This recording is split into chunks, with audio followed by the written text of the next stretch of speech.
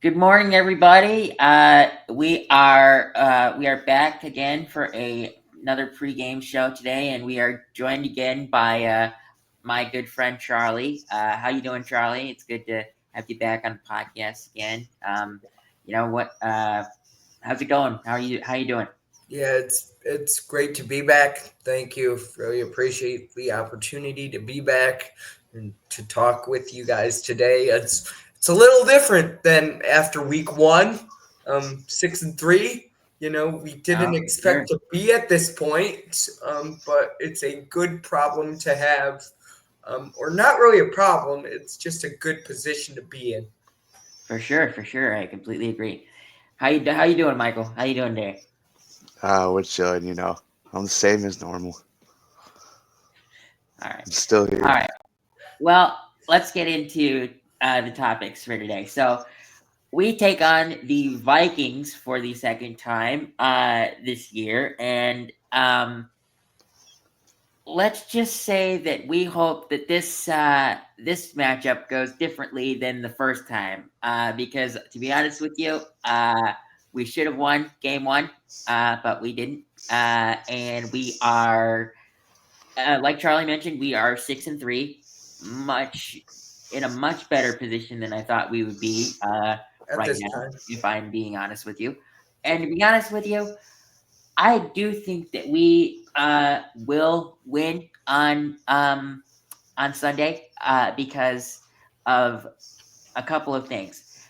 Uh, the Vikings are missing some key pieces on defense, like Jonathan Grenard, who had a lot of the pressures on Caleb Williams on in week one. And the most important reason that I think that we win on Sunday is because if Caleb Williams gets the ball back at the end of the game and it's close, Caleb will win us the game. We ain't losing. We ain't losing. I completely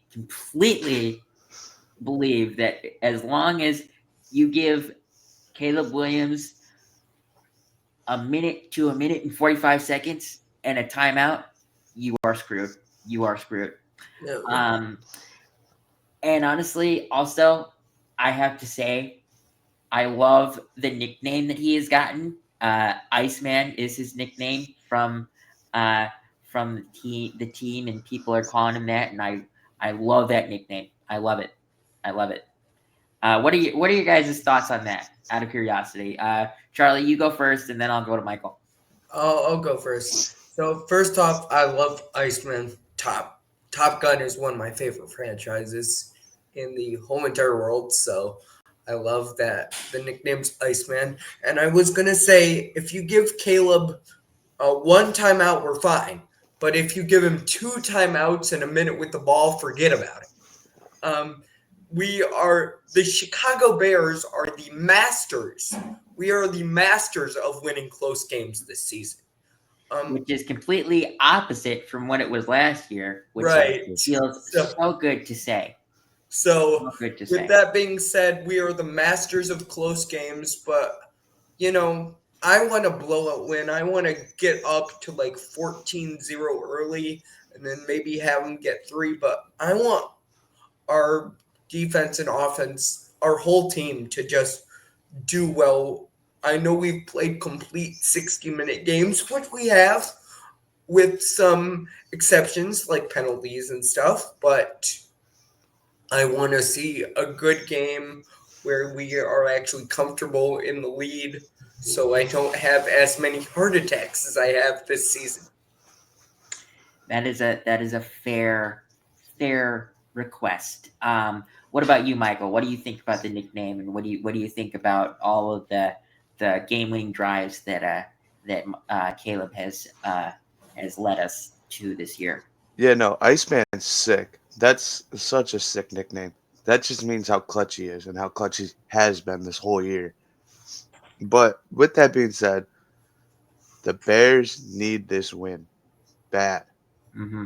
because there's a chance the Lions lose, and that will bring the Bears. If we win and the Lions lose, that means we're number one in the NFC North. I don't care if it lasts for 1 week.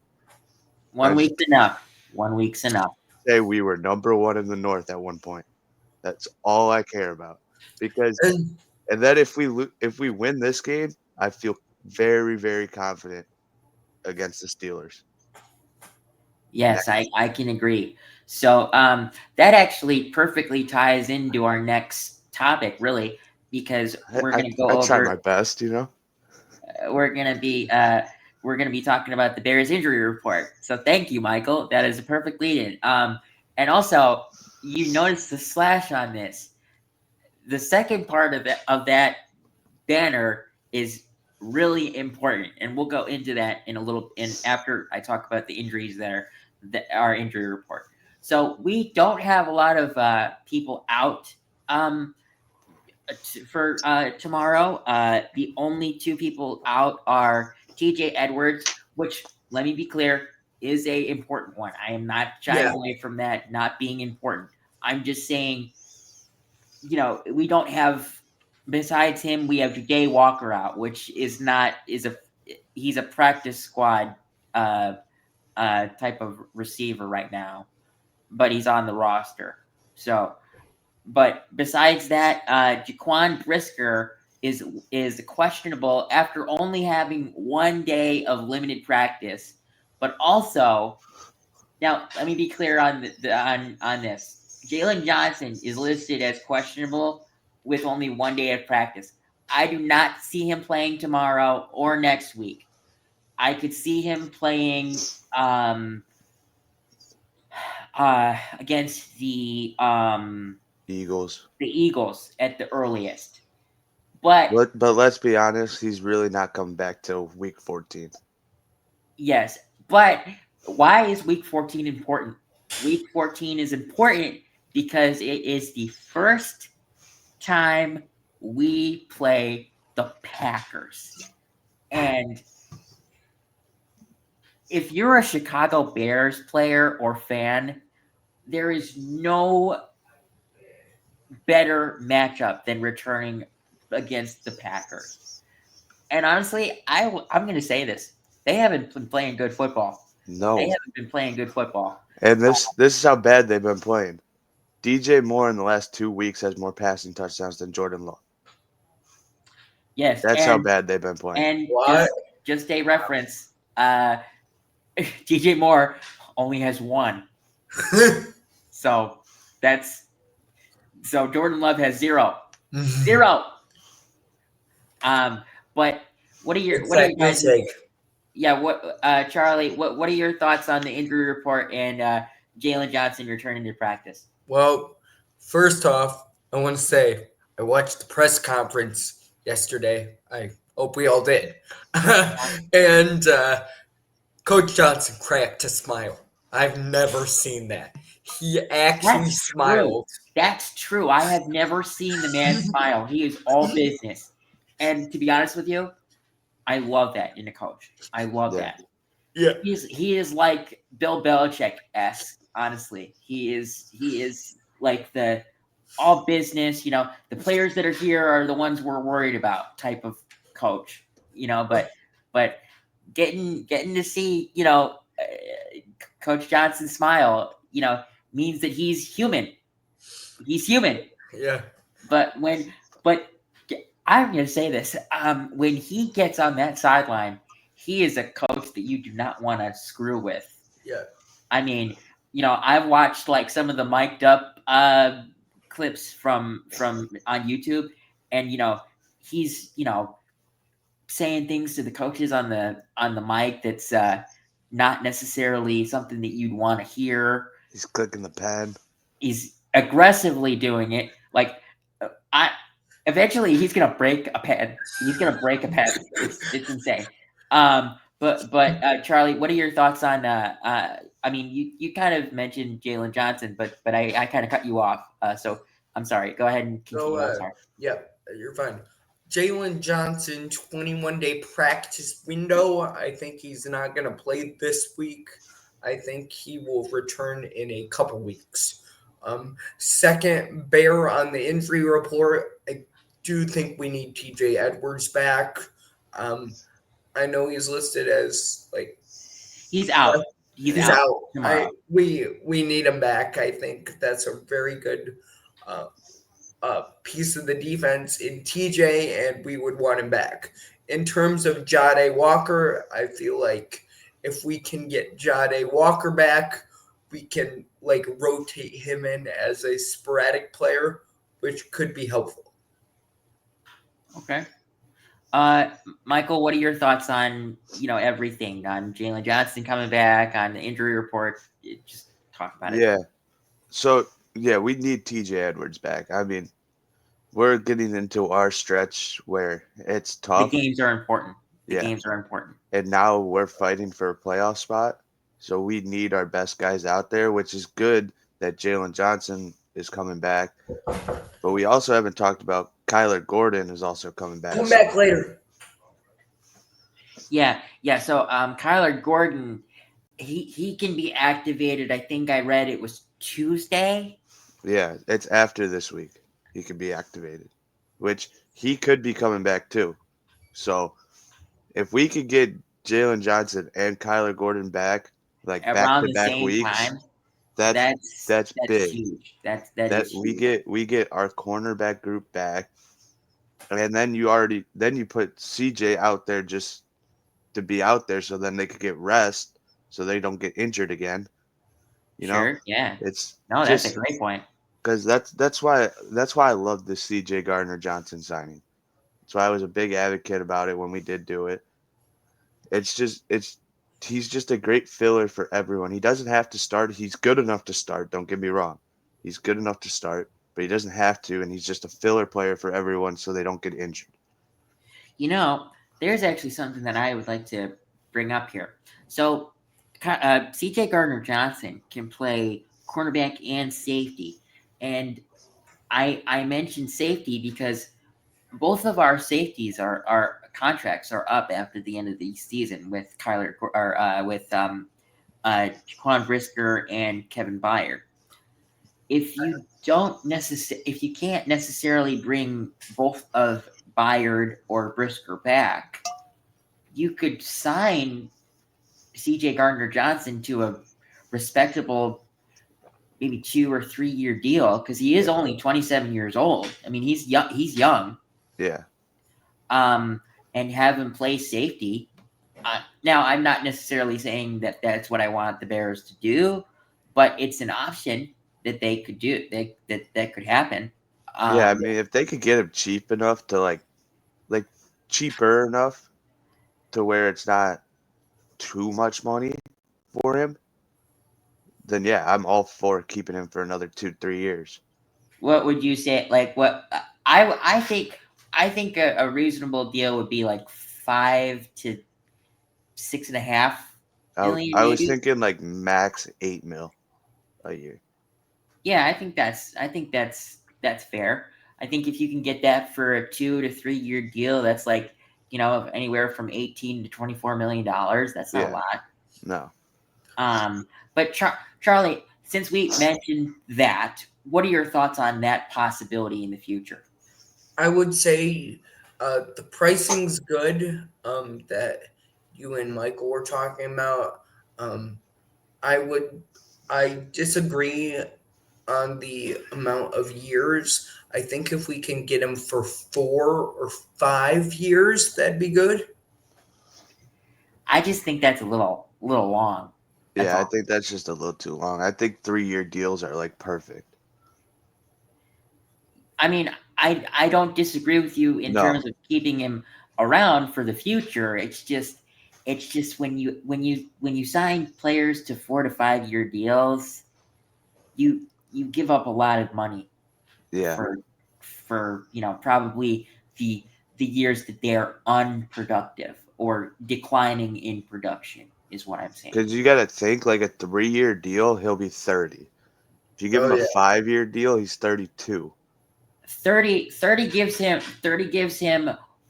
probably one more year, 1 to 2 more years of decent play. Yeah. And if the Bears want to let him go for that, that's fine. But and also I think if we did a 3 year deal, the 3 years would be over when we have to sign Caleb to to his to hopefully his extension to keep And Caleb as the franchise quarterback. I and what think it's that's looking right. like right now, it feels like it's going to be a $50 million contract. And that's when you need to start hitting on your draft picks. Yeah. And I will admit, Ben Johnson, has looked like he's hit on a couple so far. The three that I would say, contrary to people's beliefs, I would say that he's hit on Loveland, hit on Burden, and hit on Monangai so far. Yeah. And we have no tape about Ozzy. Like he could have hit on Ozzy. We just don't know yet. Yeah, we don't know yet. We'll see. We'll probably see next year on Ozzy. Yeah. Would be my guess. About this, looking ahead to the future, I'd say if Ben Johnson turns in a really good campaign, which it's looking like that currently, if we keep going in the upward trajectory that we are going, obviously we don't have crystal balls, so we can't see like how many wins we're gonna get. But if we make like the playoffs, or albeit get close to the playoffs, I think we have Ben Johnson for 5 years, but I think we could get a Ben Johnson extension if he keeps putting in these good seasons. Oh, we will. Yeah. We will We'll for get sure. one. All right. So I'm gonna go into the next. We're gonna go into the next topic here. So I think Caleb needs his revenge game for Week 1 because, to be honest with you, he was playing pretty good in Week 1.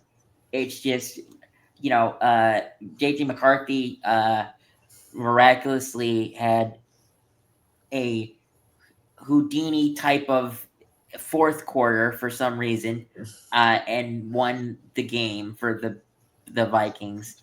But also, I read somewhere that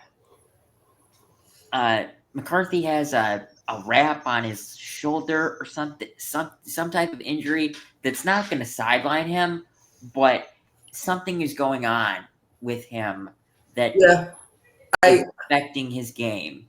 I Carly, can. do you know what that is? Do you Yeah, know? I do know what that is. I can second that. So there was something from Tom Pelissero that came out yesterday. Tom Pelissero um, was at the Twin Cities Orthopedic Practice Center, which, if you don't know what their orthopedic performance center is, it's where the Vikings practice Okay. over by Minneapolis. So, with that being said, there was a image that Tom put of JJ McCarthy, and um, I don't know if it was Tom Pelissero or Adam Schefter, but one of those two guys, they put a picture of JJ McCarthy during his press conference. He was wearing a Vikings hoodie, obviously, and he put his hand in his hoodie. Like his hand wasn't out of the pocket of his hoodie. And he had a bandage around his wrist. Um, Mm. well, his hand was in the hoodie. So he's protecting that hand for something. I don't know what, but he's definitely protecting and nursing that hand. Is it his throwing hand or his non-throwing hand? It is his throwing hand, but he's definitely nursing Ooh. it for something. Okay, then that's important. Damn. I might want. They don't have a backup. Who's Yeah, their backup? uh, It's not Wentz right now. it's not what Max something. I I could look that up. Yeah, Vikings roster. he is. I've heard from O'Connell that he's planning on playing, but it's a day by day with McCarthy as of Friday because he did have a tape on his throwing hand. Max Brosmer. Okay. So they Brosman. don't have a backup. Got it. Yeah, they don't have a backup. Well, they have Brosmer, but we haven't They don't really, have a quality backup. we haven't seen Brosmer play. Yeah. So I mean, I think he's like a 6th-round draft pick or something like that. So I wouldn't imagine if he has to go in the game to do that great. Again, I'm gonna emphasize this. I am not wishing injury on anybody. Not wishing injury on anybody. But if it happens, it happens. You can't help it. Honestly, Grant, Michael, I think it was good that I brought that up because that was an image that was floating around yesterday. JJ McCarthy had his hand in his pocket because he had a tape on his wrist. So he might be able to have that wrist tape taken off tomorrow. I don't know if that will affect the throwing arm. It might not, but Kevin Honestly, O'Connell definitely said be careful with McCarthy. honestly, like the tape on his throwing arm, I Yeah, mean, it could just help him feel more stable right, if it is injured. So he's probably gonna play with the tape on. right. Like I could see that happening. But with that being said, with tape, on your throwing hand, your throwing motion is going to be messed up a little bit or something. Yeah, Yeah. I mean, but he's a decent runner, so he's still gonna get out of the pocket. Like Yeah, you can take it up here and then just wait a minute and then just take it down and run with it. You know what I mean? yeah, Mm-hmm. No, I completely agree with you guys, but I'm hoping for a Caleb Williams revenge game. Yeah. oh yeah, Because I don't want to lose to the Vikings twice. I don't want to lose to the Packers once, and I don't want to lose to the Lions twice. And we already know what happened with the Lions. it what it's looking like right now. That Week 18 Lions game might be for the division. Yeah, And that's fair. yeah, Um, it's gonna be a great game. yeah, it's gonna be a great game. So going into the next topic, what I mean, I'm gonna say this. I want to see a complete game from this team. I want to see a complete all around, pass game. I want to see a complete all around run game. I want to see a good defense. Now we'll see how that goes without TJ Edwards and the pieces that we're missing on defense. But there's Caleb Williams was Houdini and won the game on off his back basically.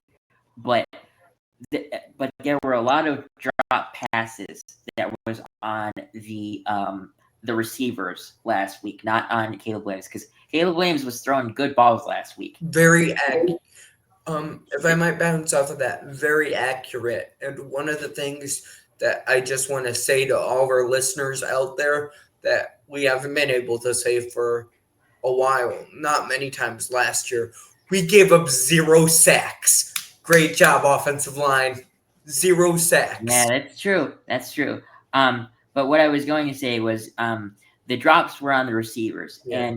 and the difference between last week and this week is U.S. Bank Stadium is a dome stadium, so weather is a non-factor. So if Caleb throws, any balls that were remotely close to last week, the receivers better come down with them because they were beautiful when I was watching them on TV. I would have loved to actually been at that game to actually see the crazy throws that he was making live, in at a stadium. But it was a great game, and I loved that we got to see Caleb come back from it again, and it just goes to show that we finally, contrary to many people's beliefs out there, we finally have our franchise quarterback. Hey, that's been switched. The beliefs have been switched. They all think we do have our quarterback now. Yeah, and even I saw something that said Colin Coward said something generous. But he's back and forth every week. Every week he's different. Yeah. It's crazy. We said this last week, right? Yeah. But the thing about Coward is he's back and forth every week, so people watch him. Yeah. That's how he gets people to watch him. Yeah. Because one week, you'll be singing your praises to Colin Cowherd, and then the next week you're calling for his head because he's bashing your quarterback, your team, your head coach, whatever he wants to bash. He's back and forth. It's never just one side. I wish he would pick one side, but the thing is with sports reporting, you can't really pick a side. You have to be uh, be neutral to both parties, which is not necessarily what I would want, but it is true. Yeah, another thing that I noticed is Eric Kramer back in 1993 had 3,838 passing yards. Caleb is on pace to be the first Bears quarterback with Uh over huh. 4,000 yards. He is Yes, yes, he is. But he is Charlie, here's the thing. Here's the thing about that. And let me emphasize this. I think that he can get this, yeah. but in order for him to get 4,000 passing yards, Yeah. he has to average what 233, Michael? 236. 236. 236, and he's averaging right now 233. So he's averaging 233. He needs 236. That's Yeah. that's not a big difference, but it depends on the defense we're playing. I mean, now I will admit, last year when Caleb played the Vikings, he did throw for 340 and 2 touchdowns late in the season, and I can't remember what he got early in the season. So I think this year it was like low 200s, I want to say. Yeah, Brian Flores runs a lot of different blitz packages. So what I'd like to see from the team is just picking up different blitzes, being good offensively, maybe Ben Johnson clicking the pen up and writing down some trick plays on that play call sheet. Um, it'd be fun to see a flea flicker, but against Minnesota, that'd be hard to do. And then defensively, I just want to keep JJ McCarthy in the pocket because when he gets out of the pocket, he is very dangerous. that's fair. That's fair. Um, so Michael, do you have anything that you'd want to see? Because I mean, Ye- Charlie mentioned what he'd want to see. So Yeah, I just want to see just a good win. Like I like these comeback wins, don't get me wrong. They're fun to watch. but But I want you want that a like comfortable win. You want a I want comfortable that win. Cowboys win. That's what I want. Let me say this. I'm not shying away from it happening against the Vikings, but you know who I want to see the comfortable win against? I want to see the comfortable win against The Aaron Steelers. Rodgers and the Steelers Yep. because screw you, Aaron Rodgers. I don't care how old you are. You tormented the Bears for 20 years. You've had your time on top. It's time to take you off that pedestal, man. It's time for you to sit down and enjoy your retirement. I'm Um, Yeah. sorry. I also want to see a couple sacks from the defense. Like yeah, good sacks. I want us to hold Jefferson and Addison. Like I That's gonna said be hard. That's gonna like be I hard. said against the Bengals. You don't stop them. You hold them. That's We didn't really true. hold them, and and but Michael, I like what you said about Justin Jefferson. He has the lowest production of his career through 7 games or 8 games. I think I've read. yeah. Um, He also did say in an interview, Jefferson said he is bringing Jettas back.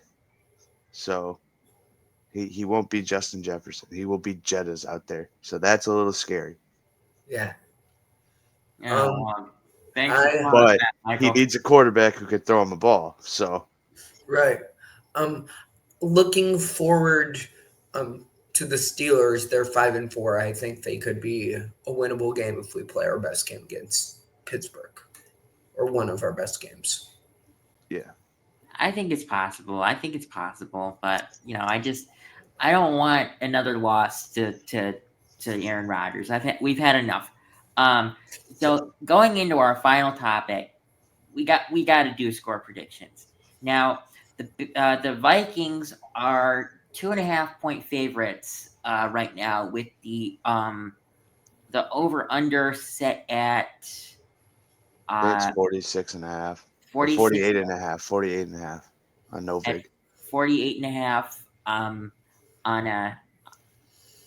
Novig. It's a sports betting app. But so I don't. Well, actually, if you put that number in, the over would have hit on that on week 1, and Michael has alluded to this for the last 11 weeks of the season. Division games are always close games. I'm gonna say that we win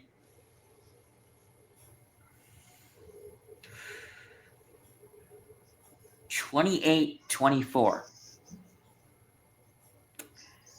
And I think that Caleb has a 300-yard pass game this week. That's my bold prediction for the week. Michael, why don't you go into your predictions, and then I'll end on Charlie. Yeah. For me, I think it's gonna be 27-17. Bears win. Or 28-17. Bears win. Caleb has 320. I'm gonna say the exact number. 322 passing yards. He has 30 rushing yards. He has 3 passing touchdowns. Rome gets 2. Colson Loveland 1. And Rome has 6 catches for 115 yards. I We I have thought 2 you were gonna picks off of say JJ McCarthy. I thought you were gonna say 150 for Rome. I was like, oh god. No, 115. All right, Charlie, end this off. So I agree with Grant. I'm going to start with the number 28. Now, that number 28 is going to the Chicago Bears. I think it is going to be a comfortable 4-quarter game. I got the Bears 28, Vikes 14. Wow. You think we win by 2 touchdowns? That's Yeah. a bold statement there, my friend. I got I 28. mean, I thought we won by 11, so I mean, I can't really complain there. I like that. I just want a comfortable game. That's all I want. Yeah, I think it's going to be 28-14. Caleb's going to have 4 passing touchdowns. All right, who are they going to? You got to go into that because Michael went into that, so you got to go into that. I think one's going to Burden, one's going to Monangai out of the backfield, one's going to Loveland, and one's going to OZ. OZ? Oh, come on! You are only saying that because he's in your fantasy lineup, which is a terrible receiver to have in your fantasy lineup. I'm sorry. And for people wondering why I mentioned that, I play this clown in fantasy this week. So I'm sorry, I pointed the wrong way. I played this clown this week. But I'm gonna beat you. I'm gonna beat you, Charlie. I'm gonna beat you. That's my bold prediction for fantasy this week. I'm gonna beat you. Yeah. I'm gonna beat you handily. But I think that's gonna be it for us today. Hope you guys enjoyed. Charlie, thanks again for coming on, and we'll have to see about maybe having you on again for another important game. I'm not sure what that important game is, but we'll discuss it. So have a good Saturday, everyone. If you watch this on Saturday, and enjoy football Sunday like always, and bear down, everybody. Bear down. Bear down.